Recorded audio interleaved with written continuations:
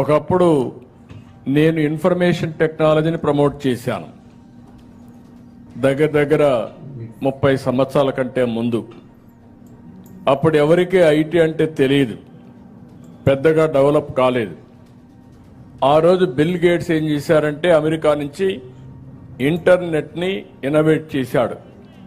ఆ ఇంటర్నెట్ వచ్చిన తర్వాత ప్రపంచమంతా ఒక కుగ్రామంగా తయారైపోయింది.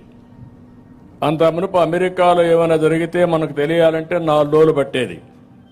కానీ ఎప్పుడైతే ఇంటర్నెట్ వచ్చిందో టెక్నాలజీలో పెద్ద బ్రేక్ త్రూ వచ్చింది. ఇన్ఫర్మేషన్ టెక్నాలజీకి భవిష్యత్తు ఉందనే ఉద్దేశంతో నేను ఆ రోజుటి నుంచే శ్రద్ధ పెట్టాను.